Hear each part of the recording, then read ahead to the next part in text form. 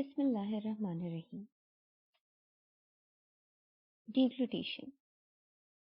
The term deglution is derived from a Latin word deglutire, that means to swallow. So, the act of swallowing food is called deglution.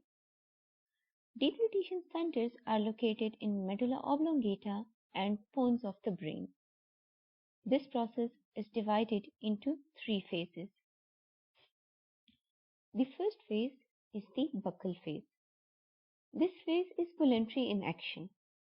This is the time when food is squeezed posteriorly into the pharynx by our own will. The tongue moves upward and backward against the palate.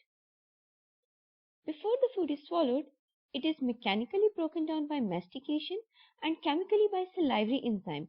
But when the bolus is ready for swallowing, it is voluntarily squeezed posteriorly by the upward and backward movement of the tongue. The second phase is the pharyngeal phase. This phase occurs involuntarily when food enters the pharynx. This is the time when impulses are sent to the deglutition center in the brain. The brain signals the soft palate and uvula to close off internal layers to prevent reflux of food into the nasal cavities, and at the same time impulses are sent to the epiglottis to seal off the larynx to prevent the entry of food into the respiratory tract. The third phase is the esophageal phase. This phase is also involuntary in action. During this phase, the upper esophageal sphincter opens to allow food to pass through the esophagus by peristalsis. When food reaches the lower end of the esophagus, the lower esophageal sphincter opens to allow food to enter the stomach. Let's recapitulate deglution. Deglution refers to the swallowing of food. Deglution can be divided into three phases. The buccal phase, which is voluntary in action. During this phase, tongue moves upward and backward against the palate. The pharyngeal phase, which is involuntary in action. During this phase, soft palate and uvula close off internal layers and epiglottis seals the larynx. The esophageal phase, which is also involuntary in action. During this phase, the upper esophageal sphincter opens to allow food to pass by peristalsis. When food reaches the lower end of the esophagus, the lower esophageal sphincter opens to allow the food to enter the stomach. Pharynx. Pharynx is a muscular tube that connects to the larynx and esophagus.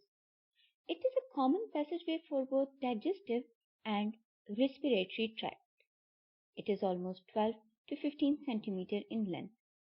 Though it is a common passageway for both digestive and respiratory tract, food doesn't enter the respiratory tract because at the time of swallowing, epiglottis temporarily seals off the trachea so that the food doesn't enter the trachea, rather it follows its own path, that is, it enters into the esophagus.